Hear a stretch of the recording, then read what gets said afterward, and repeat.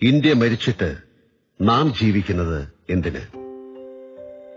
ബുധനാഴ്ച പുറത്തിറങ്ങിയ പത്രങ്ങളുടെ ഒന്നാം പേജിൽ ഒരു ചിത്രമുണ്ടായിരുന്നു. സിയാച്ചിനിൽ മരിച്ച ലാൻസ് നായിക് ബി സുധീഷിന്റെ മൃതദേഹത്തിനരികെ 4 മാസം പ്രായമുള്ള ഏക മകൾ മീനാക്ഷിയെ ഒരു ബന്ധു കൊണ്ടുവന്ന് കാണിക്കുന്നത്. മകളെ ഒരു തവണ പോലും കാണാതെയാണ് സുധീഷ് യാത്രയായത്. അതേ പത്രത്തിലെ മറ്റു പേജുകളിലെ വാർത്തകളും ഞാൻ വായിച്ചു നോക്കി. സർവകലാശാലകളിൽ രാജ്യസ്നേഹത്തെ ചൊല്ലി തല്ല്, നിയമസഭയിൽ ബഹളം, പാർലമെന്റിൽ ബഹളം, രാഷ്ട്രീയ കൊലപാതകം, ബാർക്കോഴ, അടുത്ത തെരഞ്ഞെടുപ്പിനുള്ള അടവു നയങ്ങൾ. എനിക്ക് ഒരേ സമയം അതിയായ ദുഃഖവും ലജ്ജയും തോന്നി. ജീവൻ നിലനിൽക്കാത്ത ഉയരങ്ങളിൽ സ്വന്തം രാജ്യത്തിനു വേണ്ടി കാവൽ നിന്ന ഒരു സൈനികൻ തനിക്ക് പിറന്ന മകളെ കൂടി കാണാൻ സാധിക്കാതെ മരിച്ച് മൃതദേഹമായി വന്നിരിക്കുന്നു. അദ്ദേഹത്തെ പോലുള്ളവർ തന്റെ ജീവൻ ബലി നൽകി നിലനിർത്തുന്ന സ്വാതന്ത്ര്യത്തിലും സുരക്ഷയിലും ഇരുന്ന് നമ്മൾ പരിഹാസരായി പകിട കളിക്കുന്നു.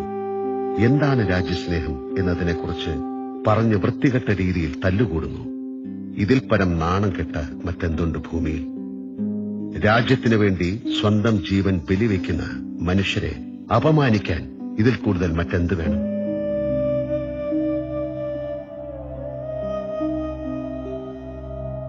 സിയാച്ചിൻ സന്ദർശിക്കാൻ എനിക്ക് ഒരിക്കൽ പട്ടാളത്തിന്റെ ക്ഷണമുണ്ടായതാണ്. അന്നത് സാധിച്ചില്ല. അവിടുത്തെ പ്രകൃതിയും അതിനോട് മല്ലിട്ട് മാതൃരാജ്യത്തിനു വേണ്ടി നിൽക്കുന്ന അതിധീരരുടെ ജീവിതവും കാണണം എന്ന് ഇപ്പോഴും എനിക്ക് ആഗ്രഹമുണ്ട്. മകരമാസത്തിൽ മഞ്ഞിറങ്ങിയാൽ 10 മണിവരെ കമ്പിളിയിൽ സസുഖം കിടന്നുറങ്ങുന്നവരാണ് നമ്മൾ. നമുക്ക് പല്ല് തേയ്ക്കാൻ മുതൽ കുളിക്കാൻ വരെ ചൂടുവെള്ളം തരാൻ കുളിമുറികളിൽ ഗീസറുണ്ട്. അതിനുശേഷമാണ് നാം സർവകലാശാലകളിലും ഓഫീസുകളിലും പൊതുസ്ഥലത്തുമെല്ലാം എത്തുന്നത്.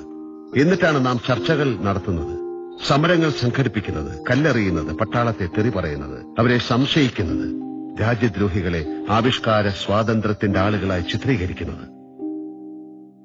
രാത്രി തണുപ്പിനെ മറികടക്കാൻ നമുക്ക് ഒരു ഫയർ സൈഡോ വിസ്കിയോ വേണം. അവിടെ ഇരുന്നും നാം ഘോരഘോരം ചർച്ച ചെയ്യും. എന്നിട്ട് വയർ നിറച്ചുകൊണ്ട് വീണ്ടും കമ്പിളി വലിച്ച് മേലിട്ട് മതിമറന്നുറങ്ങും. അപ്പോഴെല്ലാം അങ്ങ് മുകളിൽ കൈയൊന്നുയർത്തിയാൽ ആകാശത്തിലെ മേഘങ്ങളിൽ തൊടുന്ന സ്ഥലത്ത് സ്വന്തം ഉടൽ മൂടിപ്പൊതിഞ്ഞ് കൃത്യമായി ഭക്ഷണം കഴിക്കാനോ നിത്യകർമ്മങ്ങൾ ചെയ്യാൻ പോലുമോ ആകാതെ ഉറക്കമില്ലാതെ ഭ്രാന്ത് പിടിപ്പിക്കുന്ന ഏകാന്തതയിൽ ഹനുമന്തപ്പമാരും സുധീഷ്മാരും ഏകാഗ്രരായി നിൽക്കുന്നുണ്ട്, ഏതു സമയവും മരണത്തെ തൊട്ടുകൊണ്ട്.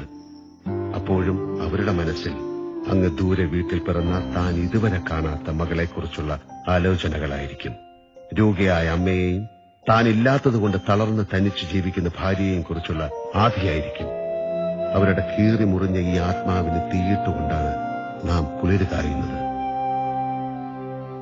ഓരോ ദിവസങ്ങളിലും മരവിപ്പിന്റെ മലമുടികൾ ഇറങ്ങി വരുന്ന അവരുടെ മൃതദേഹത്തിൽ ചവിട്ടി നിന്നുകൊണ്ടാണ് നാം സ്വാതന്ത്ര്യത്തിന്റെയും ആവിഷ്കാര സ്വാതന്ത്ര്യ ചർച്ചകളുടെയും നൃത്തമാടുന്നത്.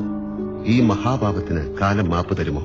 ഇന്ത്യൻ സൈനികർ സിയാച്ചിനിലെ മഞ്ഞുപാളിയിൽ മറഞ്ഞുപോയപ്പോൾ അവരെ രക്ഷിക്കാൻ പാകിസ്ഥാൻ സൈനികർ സഹായ വാഗ്ദാനം ചെയ്തു എന്ന് പത്രത്തിൽ കണ്ടിരുന്നു. ശത്രു നൽകിയ സ്നേഹവും ആദരവും പോലും നാം നമ്മുടെ സൈനികർക്ക് നൽകിയോ? പൗരന്റെ രാജ്യസ്നേഹം എന്നത് അമ്മയും മക്കളും തമ്മിലുള്ള ബന്ധം പോലെ തന്നെയാണ്. വളർത്തി വലുതാക്കിയ അമ്മയെ തള്ളിപ്പറയുകയും അവരെ വഴിയിൽ ഉപേക്ഷിക്കുകയും ചെയ്യുന്ന മക്കളെ സമൂഹം ഏത് നിലയിലാണ് കാണുന്നത്? അവരെക്കുറിച്ചുള്ള നമ്മുടെ മതിപ്പ് എത്രയാണ്?